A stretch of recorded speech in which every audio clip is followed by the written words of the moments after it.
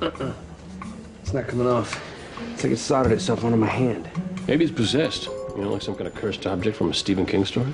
How can I tell my wife that I'm not wearing my wedding ring because I lent it to Esposito as an experiment to see if strippers would flirt with me? Maybe she'll see the humor in it.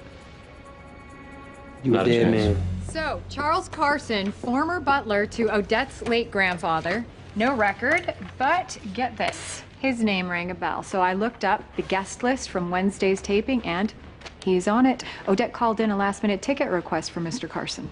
So he was at the show? Yes, security has him going through at 2:15, but after that, no one remembers seeing him.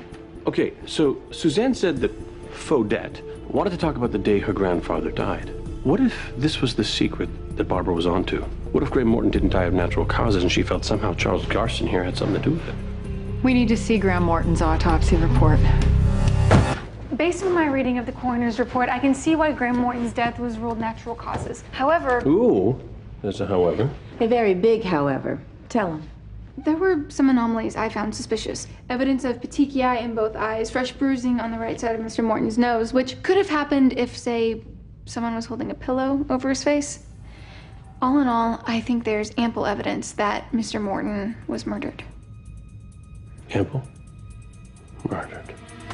I am just so proud. Dad, work. Boundaries. Right. One more thing. When I requested the file be sent over, the clerk told me that I was the second person this week to ask for it. Odette Morton was there on Tuesday. So Barbara realized Odette's grandfather was murdered and must have thought Carson the butler had something to do with it. And then when Carson figured out that Barbara knew too much, he killed her. We're gonna bring him in first thing in the morning. And arrest him for a double murder.